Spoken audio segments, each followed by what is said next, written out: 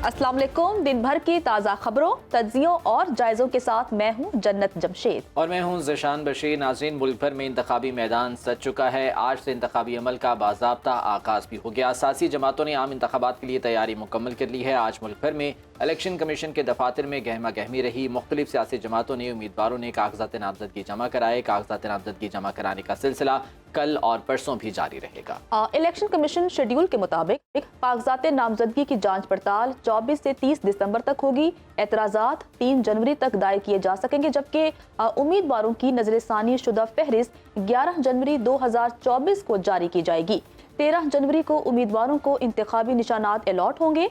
गुज़श्ता रोज इस्लामाबाद के 3 हलकों के लिए 83 उम्मीदवारों ने कागजात नामजदगी फॉर्म वसूल किए। मुल्क भर में आज कितने उम्मीदवारों ने कागजात जमा करवाए हैं और इसी हवाले से हम बात भी करेंगे, क्योंकि इलेक्शन कमीशन ने अपनी तमाम तर जो तैयारियां हैं वो जारी रखी हुई हैं। इसी पर ही बात करने के लिए हमारे साथ मुख्तलिफ शहरों से हमारे नुमाइंदे मौजूद हैं। उनसे बात करेंगे और जानेंगे क्या सूरत हाल है। इस्लामाबाद से हमें नईम जंजुआ ज्वाइन करेंगे, जबकि लाहौर से वकास अवान, कराची से अरबाब अली चांडियो और पेशावर से हमारे साथ फैजान हुसैन मौजूद हुए। सबसे पहले हम इस्लामाबाद का रुख कर लेते हैं। नईम जंजुआ, बताइएगा, आज पहला दिन था कागजात नामजदगी हासिल करने का, जमा करवाने का। आज गालिबन जमा किसी ने नहीं करवाए, उम्मीदवारों ने कागजात नामजदगी हासिल किए हैं।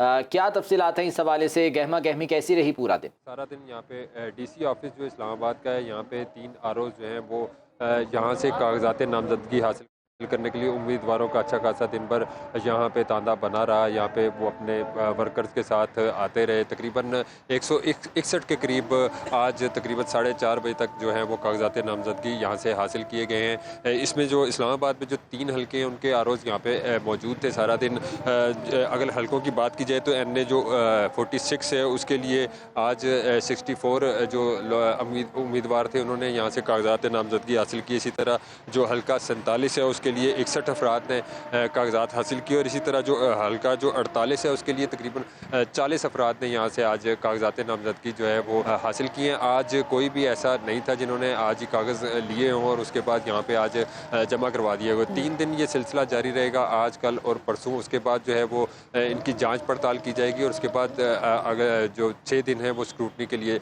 दिए गए हैं। इसके लिए आज जो है वो एक दरख्वास्त भी सामने आई थी JUI की तरफ से, जो इलेक्शन कमीशन में जमा करवाई गई थी और उसमें कहा गया था कि जो कागजात नामजदगी जो हासिल करने की और जमा कराने के जो दिन हैं उनको बढ़ाया जाए। 3 दिन बहुत कम है, क्योंकि अभी जो है वो जो मुख्तलिफ पार्टीज़ हैं वो अपने जो उम्मीदवार हैं उनके नाम फ़ाइनल कर रही हैं और अभी तक कई ऐसी नाम हैं जो फ़ाइनल नहीं हुए, इसलिए 3 दिन कम हैं। अगर ये 3 दिन कम कर दिए जाए स्क्रूटनी के तो उससे कोई फ़र्क नहीं पड़ेगा।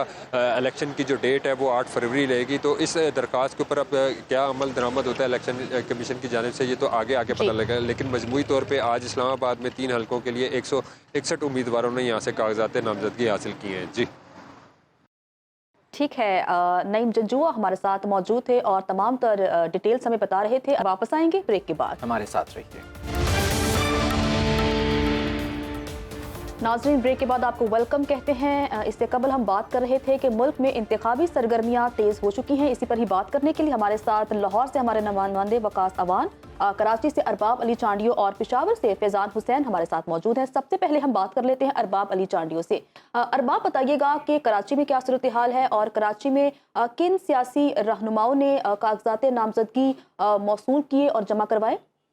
जी, कराची में आज खासी गहमा गहमी रही है। हालांकि पहला दिन था उस इंतखाबी अमल का जिसके ज़रिए मुंतखब नुमाइंदे मुंतखब होकर ऐवान में जाते हैं, लेकिन आज भी बड़ी शख्सियात ने फार्म वसूल किए हैं और उनका ये कहना है कि कल या परसों तक वो अपने फार्म जमा करा देंगे।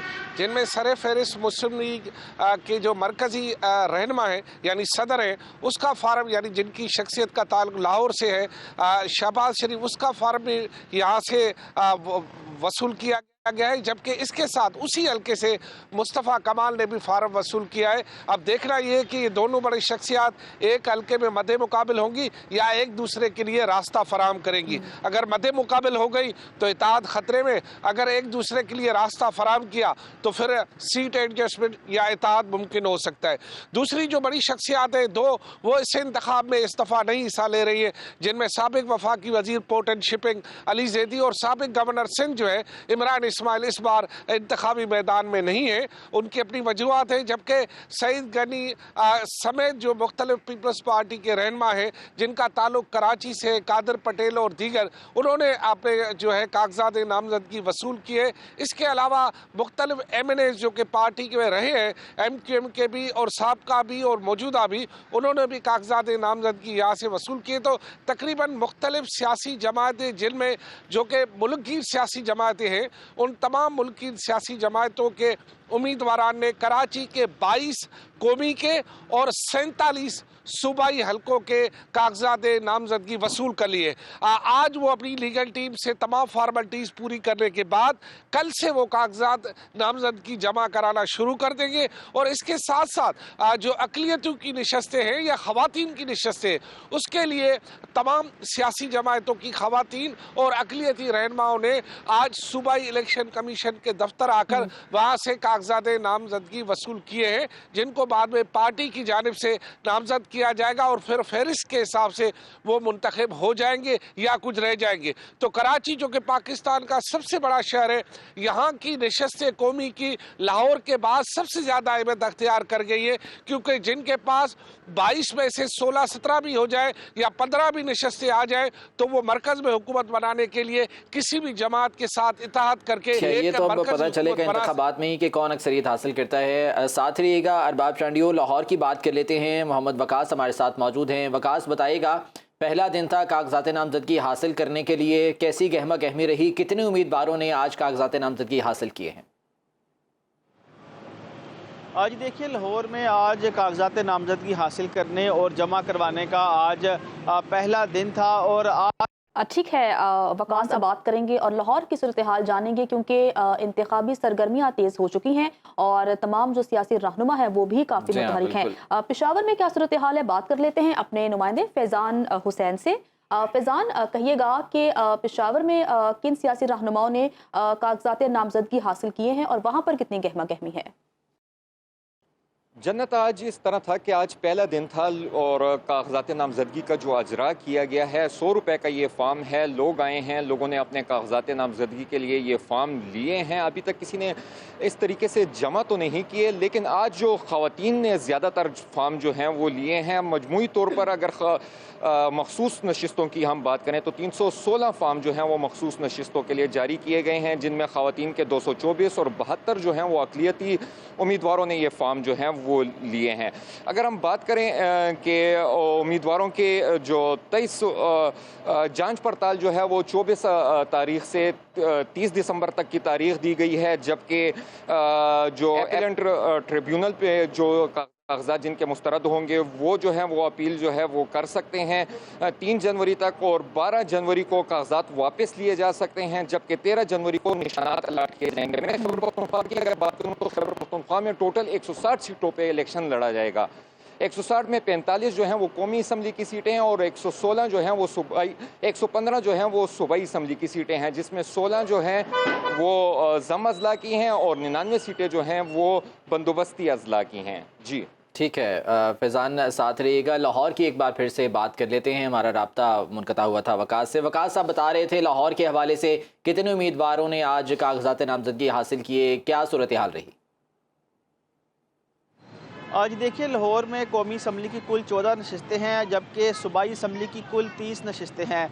इन 44 नशिस्तों पर आज तमाम सियासी जमातों की जानिब से उनके उम्मीदवारान ने इब्तदाई तौर पर कागजात नामजदगी हासिल कर लिए हैं। मुस्लिम लीग नून के सदर और साबिक वज़ीर-ए-आज़म शहबाज शरीफ ने लाहौर के 3 हलकों से कागजात नामजदगी हासिल किए हैं। NA 123 से वो कौमी असम्बली की नशिस्त पर इलेक्शन लड़ेंगे, जबकि PP 158 और PP 164 से उन्होंने सूबाई असम्बली की नशिस्त पर कागजात नामजदगी हासिल की हैं। इसी तरह इस्तेहकाम पाकिस्तान के अब्दुल अलीम खान ने भी NA 119 से कागजात नामजदगी हासिल कर ली हैं। जबकि PTI की बात करें तो PTI की जो मरकज़ी क़यादत है डॉक्टर यास्मीन राशिद हैं, उसमें दीगर जो क़यादत है उसने अपने कागजात नामजदगी इब्तदाई तौर पर हासिल कर लिए हैं। लाहौर के कुल 44 हलकों में आज 200 से ज़ायद उम्मीदवारों ने कागजात नामजदगी हासिल कर लिए हैं और 22 दिसंबर तक अब इन कागजात को दोबारा इलेक्शन जो मुतलका रिटर्निंग अफसरान है वहाँ जमा कराना होगा। इसी तरह अगर हम मखसूस नशिस्तों की बात करें तो आज दिन भर मखसूस नशिस्तों पर कागजात नामजदगी जमा करवाने वालों का काफ़ी खासा रश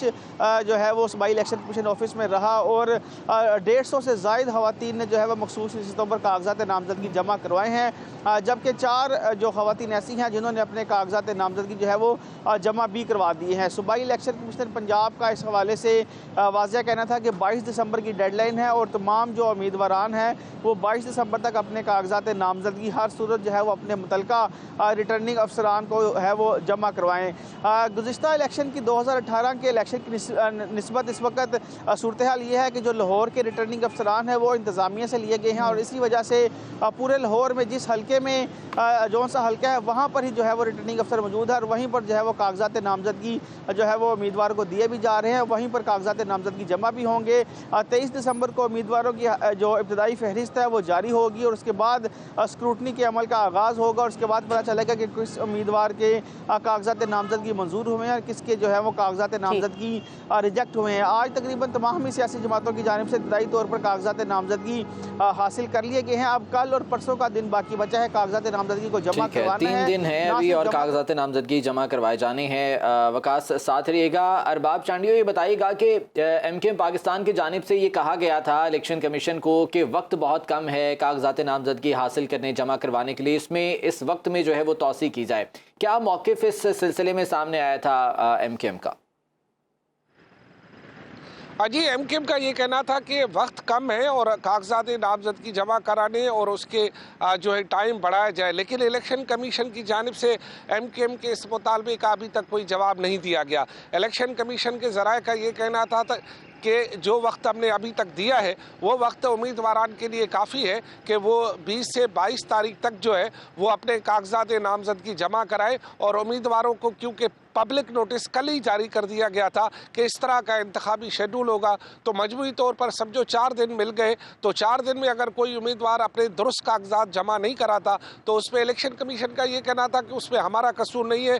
सियासी जमातों को और उम्मीदवारों को अपनी तैयारी मुकम्मल कर देनी चाहिए थी, क्योंकि इसका ऐलान कई माह पहले कर दिया गया था कि 8 फरवरी को आम इंतखाबात होंगे और 54 दिन पहले ही इस इंतखाबी अमल का जो है वो आगाज़ हो जाएगा। लिहाजा इलेक्शन कमीशन इस मूड में नहीं है कि किसी भी सियासी जमात के कहने या मुतालबे पर या तो वक्त बढ़ाया जाए या इंतखाबी शेड्यूल में कोई कमी या बढ़ावा किया जाए, क्योंकि सुप्रीम कोर्ट के वाज़े अहकामात के बाद अब इलेक्शन कमीशन के बस में ये कम ही रहा है कि वो इंतखाबात के किसी भी मामले को छेड़े।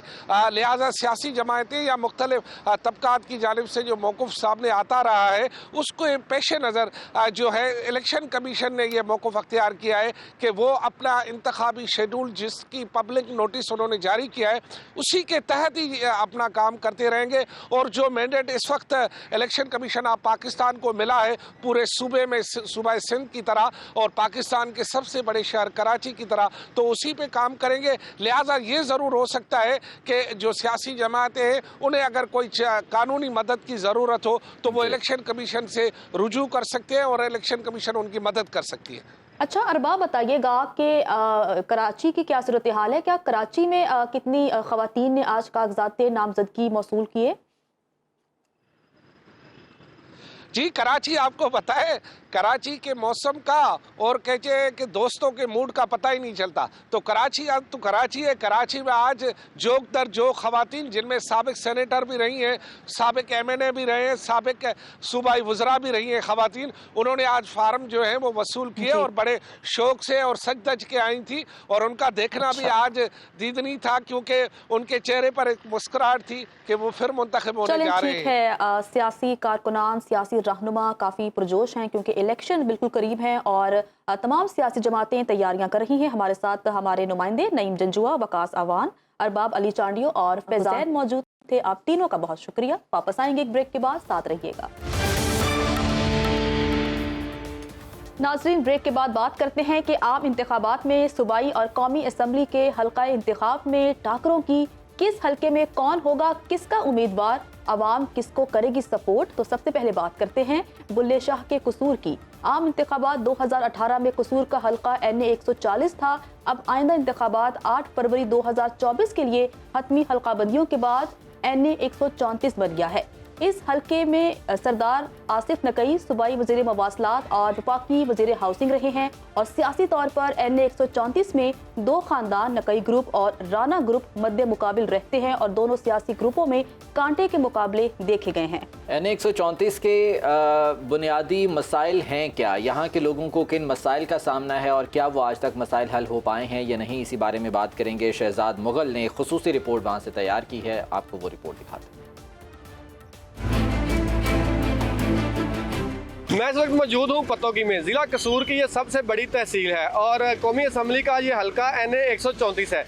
2018 में जो है ये हलका NA 140 था और 2018 के इलेक्शन के हवाले से अगर बात की जाए तो उस वक्त PTI के सरदार तालब हसन नकई और नून लीग के राना मोहम्मद अय्याद खां के दरमियान जो है एक कांटेदार मुकाबला देखने को मिला था। मगर इस वक्त जो सरदार तालब हसन नकई साहब हैं वो तरीके इस्तेकाम पाकिस्तान को जो ज्वाइन कर चुके हैं और इस वक्त PTI का जो कैंडिडेट यहाँ पर कोई भी मौजूद नहीं है और इस हलके के अवाम आइंदा इलेक्शन में किसको इक़्तिदार में देखना चाहते हैं ये हम उन्हीं से जानते हैं। आपने जो है 2018 में किसको वोट दिया था और इस दफ़ा किसको देंगे? इंशाल्लाह। उसकी क्या वजह है? उसकी वजह है वो अच्छा लीडर है, ठीक है, और ईमानदार है, उसको वोट देंगे इंशाल्लाह। क्या नवाज शरीफ ईमानदार नहीं है या जो पाकिस्तान पीपल्स पार्टी वो ईमानदार नहीं है? नहीं जी, कोई ईमानदार नहीं। और दूसरों को वोट दिए हुए सबको हमने, लेकिन किसी ने कोई हमारी सहूलत नहीं दी है, पतोगी में ना गांव में कहीं भी। लेकिन जब वक्त आता वोटिंग का तो वोट लेने आ जाते हैं और काम करते नहीं। देखो जी, हम तो काम पे देखते हैं, काम जो भी किया है शेर ने किया काम, शेर को ही वोट देंगे। ठीक है, आपको लगता है कि आपके हल्के के जो मसाइल हैं जैसे पानी है, सड़कें टूटी हुई हैं और इसके अलावा भी जो पुरानी मंडी का मसला है वो कौन हल करवा सकता है? सीवरेज का सबसे ज़्यादा मसला है वो कौन हल ये करवा? सारे काम नून लीग ही करेगी। आइंदा इलेक्शन में आप किसको वोट करेंगे? तहरीक लबैक या रसूल अल्लाह। आपको लगता है कि वो आपके इलाके के जो मसाइल हैं वो हल कर सकते हैं? हाँ जी, इंशाल्लाह करेंगे। तो बाकी जो 2-3 पार्टियां हैं उनके हवाले से आप क्या कहते हैं? उनके बारे में कुछ नहीं कह सकते। तहरीक लबैक या रसूल अल्लाह ऐसी तरीके के अल्लाह पाक को कल मुँह को दिखाने जो होंगे ना, हमके फ़र्ज अदा किया है। 2018 में किसको वोट किया? PTI को। इसकी क्या वजह है? सर इसकी वजह यह है कि PTI के जो लोग हैं वो बाशऊर हैं। वो नहीं, आपको क्या लगता है कि नून लीग वाले जो हैं या PP वाले हैं वो पढ़े लिखे नहीं हैं? बिल्कुल पढ़े लिखे नहीं। अगर उनमें से कोई एक आध किस्मत से पढ़ा लिखा निकलता है तो उससे शऊर नहीं होता। इतने पिछले 5 साल आपकी हुकूमत रही है, अगर पढ़े लिखे हैं, बाशऊर हैं, तो फिर इतनी महंगाई और ये बेरोज़गारी और ये करप्शन ये काबू तो नहीं हो सकता? सर जब मुल्क को अपने पाँव पे खड़ा करना होता है तो स्टैंड लेना पड़ता है। महंगाई इसलिए की थी ताकि आवाम को उनको जो है ना अपने पैसों से उनको फैसिलिटेट किया जाए, ना कि बाहर से डॉलर मंगवा के और बाहर से दरम मंगवा के। मगर कर्जे तो इन्होंने भी लिए हैं, बहुत ज़्यादा लिए हैं, लेकिन उतारे भी बहुत ज़्यादा हैं। सर असल में ऐसा है कि 2018 में हमने दिया था को वोट, वो इसलिए दिया था कि पाकिस्तान में जो तब्दीली का नारा लगाया था, हम उस वक्त उनके हमनवा बन गए थे। हमने कहा था चलें उनको वोट दे के देखते हैं। उनको पहले हम नून लीग को दे थे, पीपल पार्टी को भी दिया था, लेकिन इस बार हम वोट दे के उनको देखना चाहते थे कितनी तब्दीली पाकिस्तान में लेके आते हैं। क्योंकि उनका बकौल उनका ये नारा था कि मेरे पास 200 या 300 बंदों की एक प्रोफेशनल टीम है जिससे हमें चेंजिंग लेके आएंगे पाकिस्तान में। लेकिन कुछ अरसे बाद जो हमने देखा कि उनके पास वो टीम नहीं है, वो टोटल सारे नाकाम होते जा रहे थे। इसलिए हम होपफुल हैं कि हम नवाज शरीफ साहब भी आ गए हैं, हम वोट दोबारा इंशाल्लाह तो नून लीग को ही देंगे। हम PTI को सपोर्ट करते हैं। मेरा मौक़िफ़ इनके बिल्कुल बरअक्स है, क्योंकि पहले को इन्होंने टाइम दिया मगर सही तरह टाइम नहीं ले सके, सही तरह अपने खुल के खेल नहीं सके, क्योंकि उसमें बंदे थे जिसमें जहांगीर तरीन, अलीम खान, वो उन पे सारे करप्शन के केसेस पहले ऑलरेडी से चल रहे थे। ये उनको गालियां देते थे नून लीग वाले, और आज नून लीग वाले उनको जफियाँ डाल रहे हैं। तो ये बिल्कुल जो है ना, हम PTI को वोट देंगे और उन्हीं को लेके आएंगे। जो हतमी फैसला है वो इलेक्शन के दिन अवाम अपने वोट से ही सादर करेंगे। लेकिन यहाँ मैं आपको ये बात बताता चलूँ कि दीगर जमातों की तरह PTI का इस हलके में अच्छा खासा वोट बैंक तो मौजूद है, मगर फ़िलहाल PTI का कोई भी कैंडिडेट यहाँ पर मौजूद नहीं है। अब देखना यह है कि आइंदा इलेक्शन में जीतकर जो भी पार्टी सामने आती है, क्या वो मुल्की और इस हलके के जो लोकली सतह पर मसाइल हैं उनको हल करने में कामयाब होती है कि नहीं। कसूर के बाद बात कर लेते हैं फैसलाबाद के हलका NA 110 की, जिसे नई हलका बंदियों में NA 104 करार दिया गया है, लेकिन यहाँ पर भी मसाइल जों के तूं हैं। इस हलके की आवाम किसके साथ है, जानते हैं तौसीम अब्बास की इस रिपोर्ट में। जी बिल्कुल, इस वक्त हम मौजूद हैं NE 104 फैसलाबाद के अंदर। राजा रियाज अहमद का ये हल्का है। 2018 में राजा रियाज अहमद पाकिस्तान तहरीक इंसाफ की टिकट पर यहाँ से कामयाब हुए और बाद में ओपोजिशन लीडर बने। राजा रियाज के हल्के में मौजूद हैं, उनकी आवाम से जानेंगे कि कितने काम यहाँ पर हुए, कितने वादे वफा हुए और अब आवाम किसको वोट देंगे, अब वोट किस पार्टी को देंगे, क्या कहना चाहेंगे, हल्के के मसाइल किस हद तक हल हुए थे। जो फैसिलिटीज़, जो बिज़नेस, जो मुआशी तरक्की हमारे नून लीग दे सकी है वो PTI उसके पास भी नहीं जा सकी। पूरे 3.5 साल का मौका उनको मिला लेकिन उन्होंने उसको ज़ाया किया। ना सिर्फ ज़ाया किया बल्कि हमें महंगाई के पहाड़ पे चढ़ा दिया। गुज़िश्ता टर्नओवर में हल्के के मसाइल किस हद तक हल हुए और अब वोट देने का इरादा किस पार्टी को है, क्या कैंडिडेट बदलने से वोट भी तब्दील हुए हैं, ये पार्टियाँ सेव रहेंगी। पूरी दुनिया में एक डिजास्टर आया कोरोना की शक्ल में। PTI गवर्नमेंट ने उसको ना सिर्फ अच्छे तरीके से हैंडल किया और पूरे पाकिस्तान को माशी बदहाली से बचाया। मेरे भाई मजदूर खुदकुशी करने में मजबूर हुए हैं। इनके 16 माह में पाकिस्तान 6.1 पे ग्रोथ करता हुआ अब मनफी में चला गया है। इनके 16 माह की कारकर्दगी है। इससे पहले भी जब भी ये आए हैं, ये जो इलाका है जिस इलाके में मैं खड़ा हूँ ये इंडस्ट्रियल इलाका है। आप जाके power sector, loom power sector में जाके किसी मजदूर से उसका हाल पूछें। मेरे भाई अब वोट की बात नहीं रही, अब वोट पर नहीं ख़त्म हुई। मेरे भाई आप बात है गरीब मर गया है, जो सफ़ेद पोश आदमी को वो अपनी इज्जत बचाता फिर रहा है।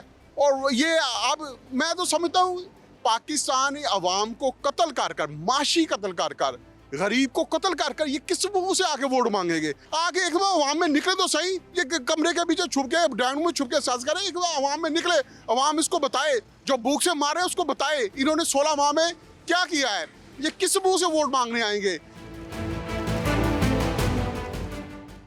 वोट तो असीं तां दईए, सरकार देखो सड़क 2 साल हो गए सड़क नहीं बनी हैगी। इत्थे नमाजी बनाउंदे, नमाज इन्ना ना पानी हुंदा, कोई सुनने वाला कोई नहीं।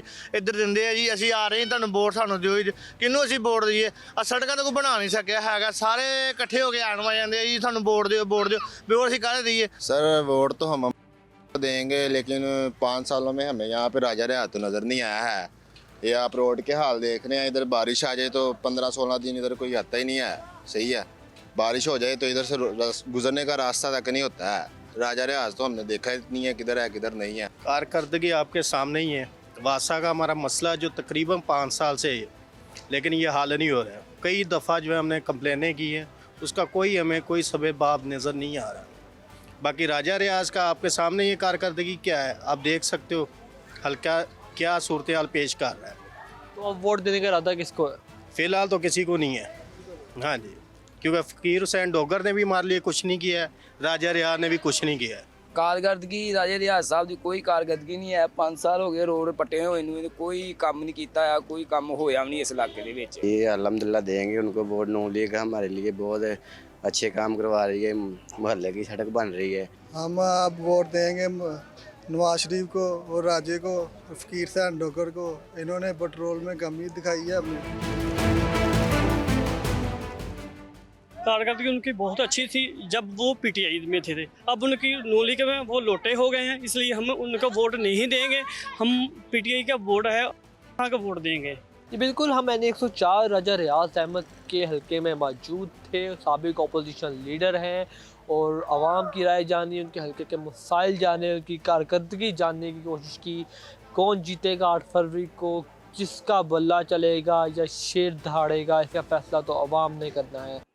अवाम के ख्यालात आपने जाने, फैसले का दिन 8 फरवरी होगा। देखते हैं अवाम किसको मुंतखब करके लेके आते हैं। आज के प्रोग्राम से इतना। खुदा हाफिज़।